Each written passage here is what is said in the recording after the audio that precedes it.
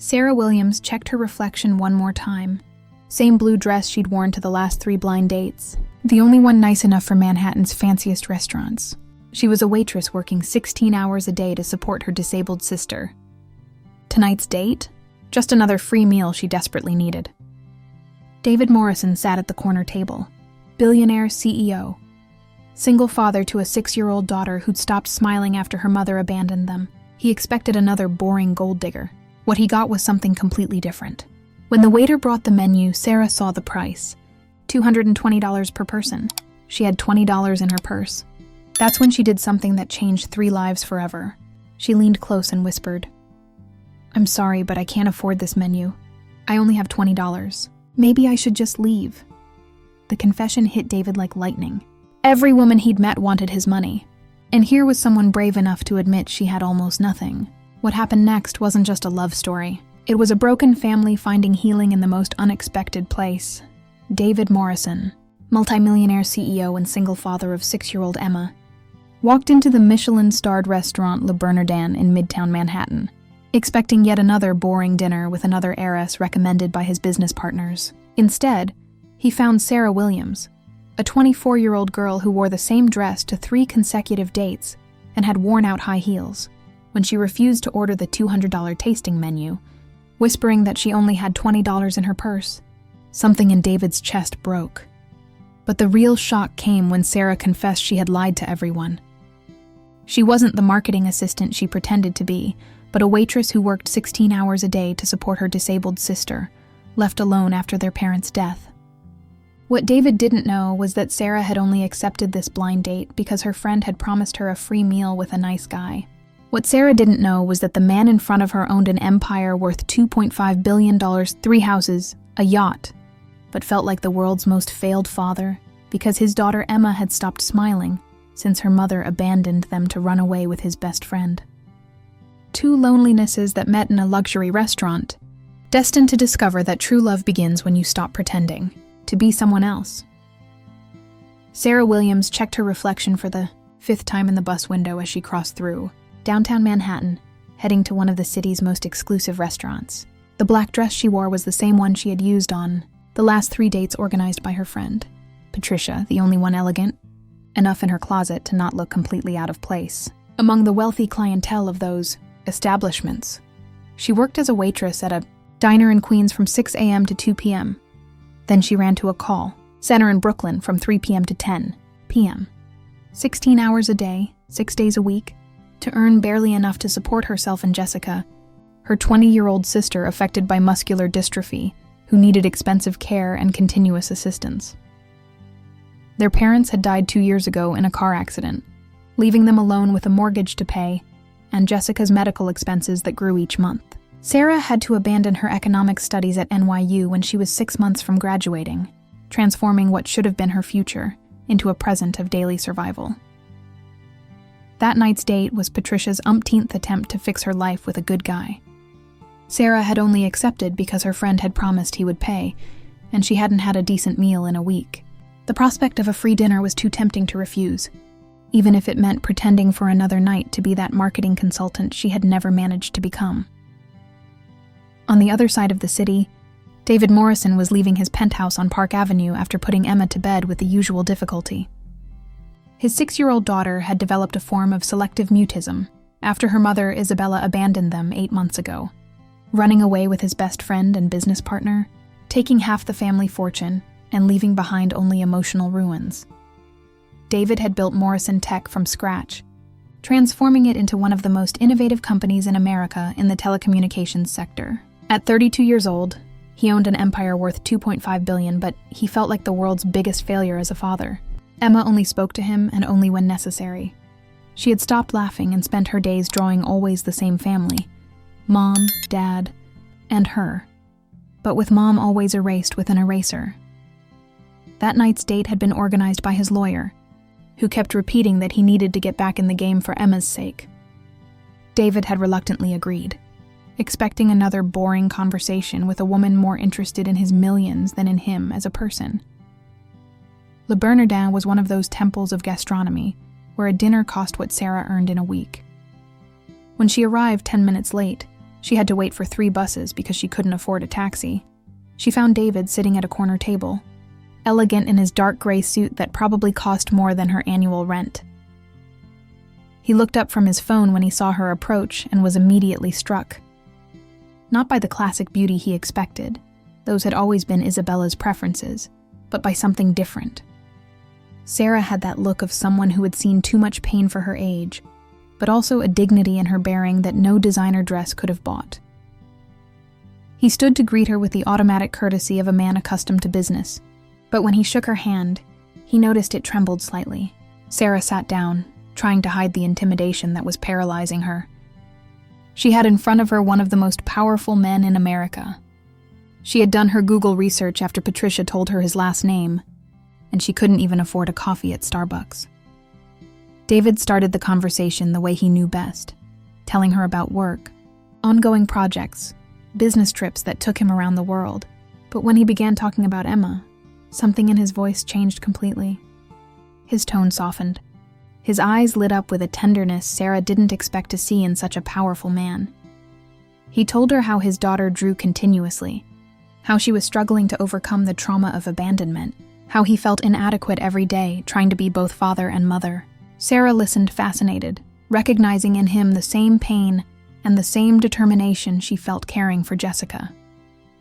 When the waiter approached to take their order, David suggested without thinking the chef's tasting menu, 8 courses celebrating the best of avant-garde American cuisine. Sarah looked at the menu and her heart stopped when she saw the price, $2.20 per person. She had $20 in her purse, all that remained after paying for Jessica's medicines. The silence stretched as Sarah stared at the menu, desperately searching for something she could afford. David noticed her discomfort, but misinterpreted the situation, thinking she was one of those women who feigned modesty to seem more interesting.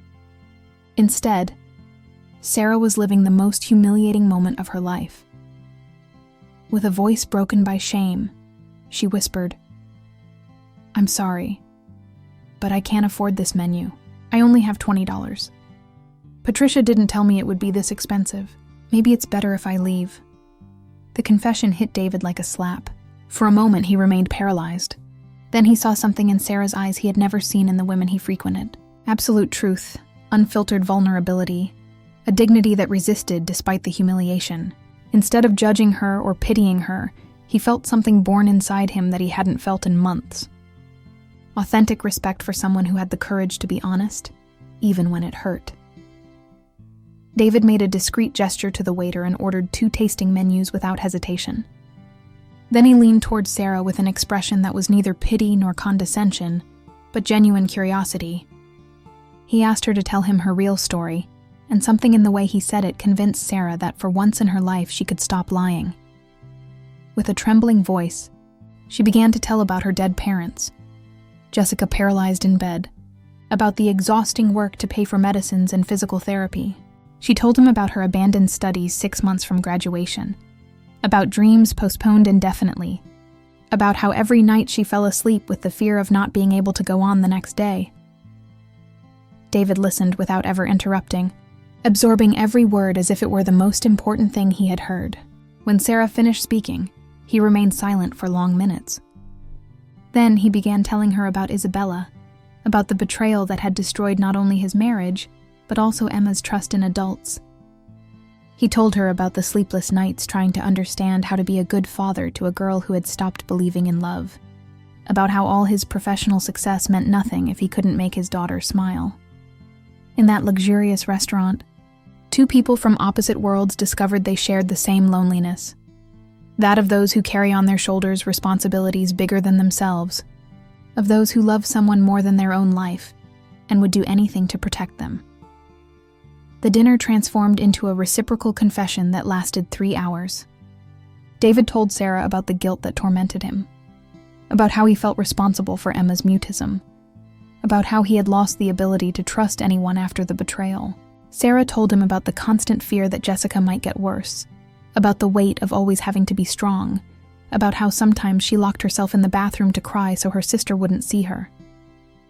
When the time came to say goodbye, neither wanted that night to end. David walked Sarah to the bus stop, and during the walk he made a proposal that shocked her.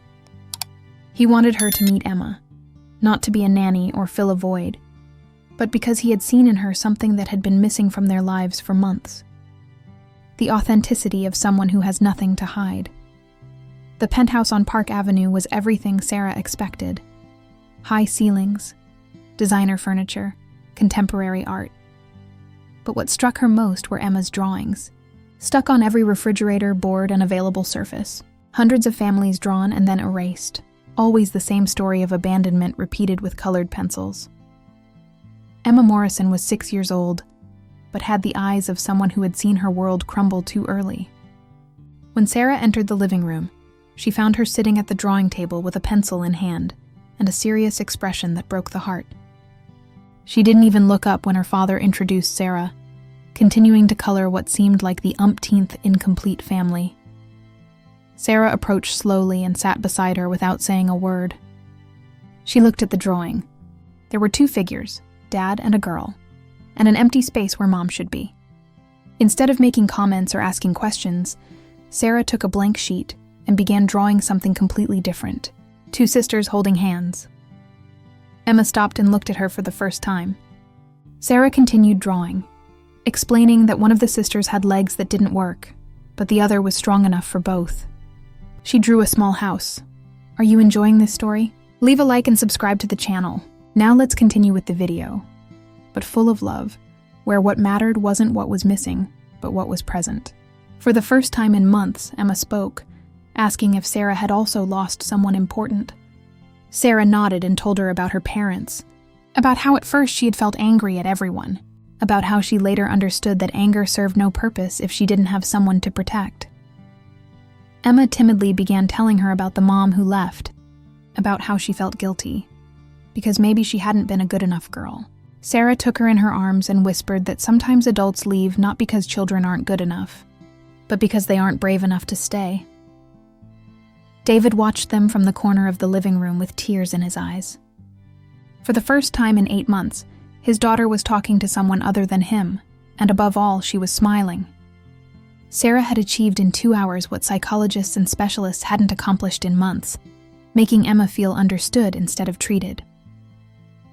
When the time came for Sarah to leave, Emma asked if she would come back. Sarah looked at David, who nodded with an expression she had never seen before. He was asking her not just to return, but to be part of their broken lives to help piece together the fragments.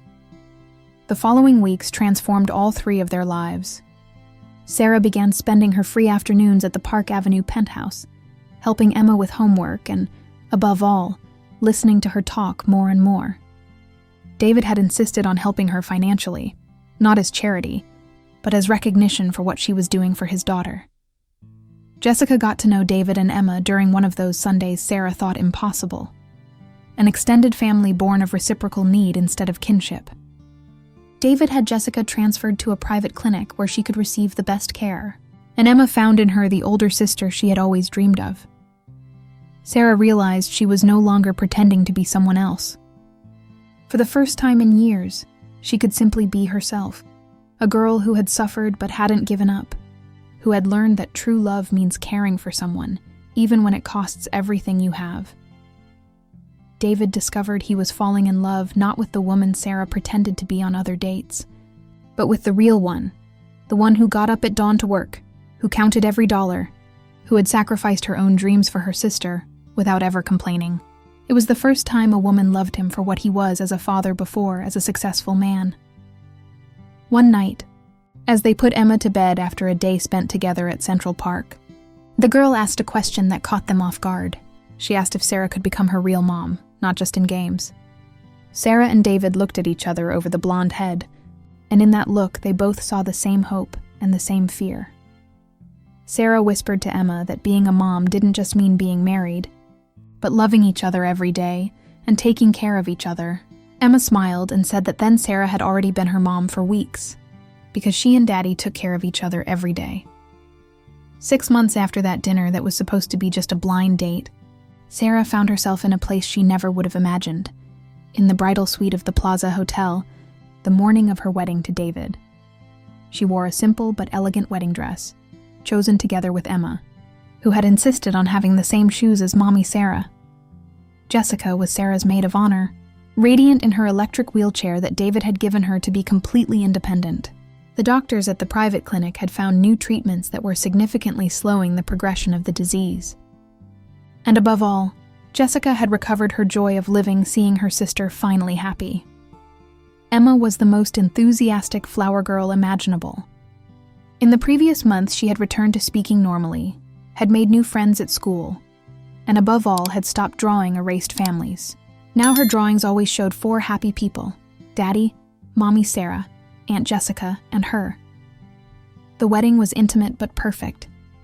Patricia, who had unwittingly organized the meeting that changed everything, kept repeating that she always knew Sarah deserved something special, although she had never expected such an incredible story. During the ceremony, when David and Sarah exchanged vows, they spoke not only of their love, but also of their commitment to the people who had made that love possible. Emma, who had taught them that a family can be born even from wounds, and Jessica, who had demonstrated that true strength lies in accepting help when it comes. Sarah had resumed her economic studies, this time with David's full support, who had encouraged her to pursue her postponed dreams. She continued working, but now by choice and not necessity, at one of the Morrison Group companies, where she could leverage her life experience to help other families in difficulty. David had discovered a side of himself he didn't know, that of a man who could be vulnerable without losing authority, who could ask for help without feeling inadequate, who could love a woman not for what she represented socially, but for what she was deep in her heart. 2 years after that embarrassing first dinner, the Morrison-Williams family lived in a house in Westchester, where Jessica had all the space for her therapies and Emma could run in the garden with the dog they had adopted from the shelter. Sarah had graduated magna cum laude and was about to open a foundation to help young caregivers who, like her, had to sacrifice their studies to care for disabled family members. David had drastically reduced business travel, discovering that being present at every school play of Emma's and every small achievement of Jessica's was worth more than any professional success. The company prospered even more because he had learned to delegate and trust his team, finally free from the obsession with total control. Jessica had become the unofficial ambassador of the foundation Sarah was creating, telling her story to inspire other families to never give up. The new treatments had given her a quality of life she had never had. And above all, she had found in Emma the little sister who adored her, and in David the older brother she had never had. Emma grew up serene and secure, surrounded by the love of 3 adults who had transformed their wounds into strength. She continued drawing, but now her artwork showed happy families facing difficulties together instead of figures erased with an eraser. One night, as they all dined together in the garden of the house, Sarah looked around the table and realized how far she had come since that night when she had confessed to having only $20 in her purse. She hadn't only found the love of her life, but had discovered that a family can be born in the most unexpected ways when people have the courage to be vulnerable together. David took her hand, smiling. Did she remember when she had said she couldn't afford the tasting menu? Sarah laughed. That memory no longer embarrassed her, but filled her with gratitude. It had been the moment when she stopped pretending and began to live for real. Emma, now 8 years old and full of life, raised her juice glass to make a toast like the grown-ups always did. "To the family you choose," she said with adorable seriousness, "the one that loves you even when you don't have money for dinner." Everyone laughed and toasted, but Sarah wiped away a tear thinking about how profound that phrase was, spoken by a child. She had learned that true love isn't measured by what you can buy, but by what you're willing to share. And they had shared everything: fears, dreams, responsibilities, creating something stronger than a traditional family. When later that night, Sarah and David found themselves alone on the terrace looking at the stars, he asked if she regretted that embarrassing confession at the restaurant. Sarah shook her head, smiling. It had been the bravest thing she had ever done. Telling the truth when lying would have been easier. "You know what I learned?" she said, leaning on his shoulder. "That sometimes you have to hit rock bottom to understand who's really worth having by your side. You looked at me when I had nothing to offer except myself, and you saw everything we could become together." David kissed her softly. thinking about how a dinner that was supposed to be just a social obligation had transformed into the beginning of real life. Sarah was right. Authentic love begins when you stop pretending to be someone else and find someone who loves you exactly for who you are. And as Emma and Jessica's laughter echoed from the house, they both knew they had built something special. A family born not from chance or convention, but from the conscious choice to love each other every day with all the flaws and imperfections that make true love so precious and so rare. The girl who couldn't afford a dinner had found something infinitely more valuable. A home where being herself wasn't just accepted but celebrated. And the man who could buy everything had finally understood that the most important things in life aren't for sale. They're conquered with the heart. Like if you believe true love doesn't look at bank accounts. Comment which moment moved you most. Share to inspire those who think they're not enough for someone. Subscribe for more stories of families born from the heart. Sometimes you have to confess you don't have money to discover who really loves you for who you are. Sometimes wounded children are the angels who teach adults what it means to love without conditions. And sometimes the most beautiful families are born when different people decide to heal their wounds together. Because true love begins when you stop pretending to be someone else.